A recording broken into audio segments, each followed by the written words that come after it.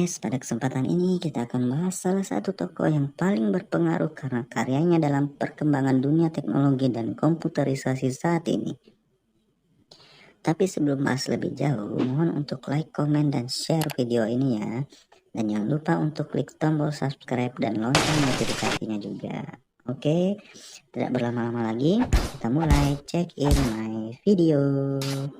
Hi vlog, welcome to my guys. Siapa yang tidak mengenal para ilmuwan, orang-orang cerdasnya dunia, para penemu yang nama mereka masih begitu melekat dalam ingatan kita seperti Graham Bell, Nikola Tesla, Thomas Alva Edison, Isaac Newton, Pythagoras, Darwin, dan lain-lain. By the way, jauh sebelum komputer ada seperti sekarang ini, ternyata banyak sekali kisah-kisah sejarah yang terpendam di balik perkembangan komputerisasi hingga dunia digitalisasi yang bisa kita nikmati tanpa batas di zaman modern sekarang ini. Nah, salah satu sejarah yang layak untuk kita ketahui yaitu terciptanya alat mesin komputasi yang dikenal dengan istilah Enigma atau mesin Turing universal. Kenapa disebut mesin Turing? Karena nama mesin hitung Turing dikutip dari nama sang penemunya, yaitu Alan Turing ya guys. Itu loh orang cerdas patennya Inggris yang dinobatkan sebagai bapak ilmu komputer. Nah, sesuai dengan judul di atas, kita akan membahas sang tokoh tersebut yaitu Alan Turing. Bagaimana sejarahnya, mengapa dia dianggap begitu hebat dan cerdas sehingga dia dinobatkan sebagai cikal bakal perkembangan dunia komputasi. Mari kita gas. Alan Turing merupakan orang yang bekerja di balik layar dalam salah satu pertempuran paling merusak dalam sejarah manusia. Berkat jasa matematikawan Inggris yang brilian ini, Sekutu Inggris berhasil membaca sandi Nazi selama Perang Dunia Kedua loh guys. Dalam makalahnya pada 1936, ia membuktikan bahwa tidak mungkin ada metode algoritmik universal untuk menentukan kebenaran dalam matematika. Karyanya secara luas diakui sebagai penelitian dasar ilmu komputer dan kecerdasan buatan. Wow. Inilah alasan yang membuat dia disebut sebagai bapak ilmu komputer. Ironisnya, di samping jasa-jasa itu, Turing akhirnya dihukum secara pidana dan diperlakukan dengan kejam di bawah undang-undang homofobik Inggris.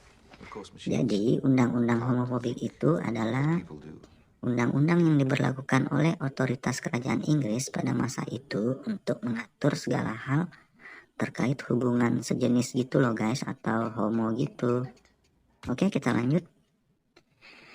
Ilmuwan Inggris Alan Turing lahir dengan nama Alan Matheson Turing. Lahir pada tanggal 23 Juni tahun 1912 di Maida Vale, London, Inggris. Pada usia muda, ia menunjukkan tanda-tanda kecerdasan tinggi. Hal ini diakui beberapa gurunya, meski tidak selalu dihargai. Ketika Turing menghadiri sekolah Sorbonne independen yang terkenal pada usia 13 tahun, ia menjadi sangat tertarik pada matematika dan sains. Setelah Sorbonne, Turing mendaftar di King College di Cambridge, Inggris dan belajar di sana dari tahun 1931 hingga 1934. Dalam hasil disertasinya, dia membuktikan teorema limit pusat. Turing kemudian terpilih sebagai pengajar di kampus tersebut setelah kelulusannya. Dia mempresentasikan gagasan tentang mesin universal yang kemudian disebut mesin Turing universal dan kemudian disebut mesin Turing. Mesin itu bisa mengkomputasi apapun yang dapat dihitung loh guys. Inilah yang lalu dianggap sebagai perintis komputer modern. Selama 2 tahun berikutnya, Turing belajar matematika dan kriptologi di Institute for Advanced Study di Princeton, New Jersey. Setelah menerima gelar PhD dari Universitas Princeton pada tahun 1938, ia lalu kembali ke Inggris. Dia lalu mengambil posisi paruh waktu di Government Code and Cipher School, sebuah organisasi pemecah kode di Inggris. Selama Perang Dunia Kedua, Turing adalah peserta terkemuka dalam pemecahan kode masa perang, terutama sandi Jerman. Dia bekerja di Bletchley Park, stasiun masa perang GCCS. Di sini dia membuat 5 kemajuan besar di bidang kriptanalisis. Di antaranya menentukan bom dan perangkat elektromekanis yang digunakan untuk membantu menguraikan sinyal terenkripsi Enigma Jerman. Kontribusi Turing untuk proses pemecahan kode tidak berhenti di situ saja. Dia juga menulis 2 makalah tentang pendekatan matematis untuk pemecahan kode. Pemikiran ini menjadi aset penting untuk kode dan Cyber School, yang kemudian dikenal sebagai Government Communication Headquarters atau GCHQ. Tapi hal itu baru dipublikasikan hingga April tahun 2012 ke Arsip Nasional Inggris. Turing pindah ke London pada pertengahan 1940-an. Dia mulai bekerja untuk National Psychical Laboratory. Pekerjaan di fasilitas itu menjadi salah satu kontribusinya paling menonjol. Turing memimpin pekerjaan desain untuk mesin komputasi otomatis atau ACE. Dan akhirnya menciptakan cetak biru terobosan untuk komputer program komersial. Meskipun versi lengkap ACE tidak pernah dibuat, konsepnya telah digunakan sebagai model oleh perusahaan teknologi di seluruh dunia selama beberapa tahun.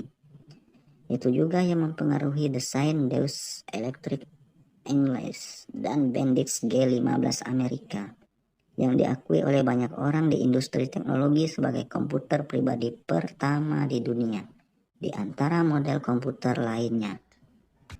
Pada awal 1950-an, homoseksualitas dinilai ilegal di Inggris. Setelah mengakui memiliki hubungan seksual dengan Arnold Murray yang berusia 19 tahun, Turing didakwa dengan ketidaksenonohan berat. Setelah penangkapannya, Turing dipaksa untuk memilih antara masa percobaan sementara dengan syarat bahwa ia menerima perawatan hormonal untuk pengurangan libido atau dipenjara. Dia kemudian memilih yang pertama dan segera menjalani hukuman kebiri melalui suntikan hormon estrogen sintetis selama setahun. Perlakuan ini akhirnya membuatnya impoten. Karena alasan ini pula izin keamanan Turing dihapus. Dia dilarang melanjutkan pekerjaannya dengan kriptografi di GCCS yang telah menjadi GCHQ pada 1946. Turing meninggal pada Juni 1954. Dari pemeriksaan postmortem ditentukan bahwa penyebab kematian adalah keracunan cyanida.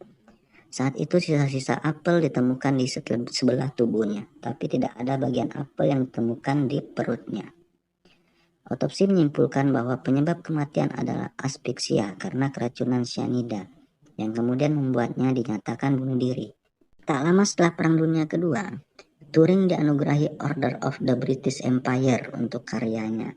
Dalam peringatan ulang tahunnya ke-86, Andrew Holtz yang menulis biografi Turing meluncurkan sebuah plakat biru warisan Inggris resmi di rumah masa kecil Turing. Pada Juni tahun 2007, patung Turing seukuran aslinya diresmikan di Bletchley Park di Buckingham, Inggris. Patung perunggu Turing diresmikan di Universitas Surrey pada 28 Oktober 2004 untuk menandai peringatan 50 tahun kematiannya. Alumni Universitas Princeton menyebut Turing sebagai alumni paling signifikan kedua dalam sejarah kampus itu setelah James Madison. Menyusul petisi yang dimulai oleh John Graham Cumming, Perdana Menteri saat itu Gordon Brown merilis sebuah pernyataan pada 10 September 2009. Atas nama pemerintah Inggris, pemerintahnya secara anumerta meminta maaf kepada Turing karena menuntutnya sebagai seorang homoseksual. Pengakuan status Alan sebagai salah satu korban homofobia paling terkenal di Inggris adalah langkah lain menuju kesetaraan yang sudah lama tertunda. Tetapi lebih dari itu, Alan layak mendapat pengakuan atas kontribusinya bagi umat manusia, kata Brown saat itu. Pengakuan itu pun menurutnya berkat pria dan wanita yang berkomitmen penuh untuk memerangi fasisme. Pada tahun 2013, Ratu Elizabeth II secara anumerta memberikan Turing pengampunan kerajaan Inggris yang langka. Hampir 60 tahun setelah dia dinyatakan bunuh diri. 3 tahun kemudian, pada 20 Oktober tahun 2016, pemerintah Inggris mengumumkan hukum Turing. Hukum ini secara anumerta mengampuni ribuan pria gay dan biseksual yang dihukum karena tindakan homoseksual ketika dianggap sebagai kejahatan. Oke guys, demikian pembahasan kita kali ini. Mohon untuk like, komen, dan share jika video ini bermanfaat. Dan jangan lupa juga untuk klik tombol subscribe dan lonceng notifikasinya agar channel ini dapat terus berkembang ke depannya. Saya mohon pamit undur diri, maaf jika ada kata-kata yang kurang berkenan. Salam sejahtera untuk kita semua, bye-bye.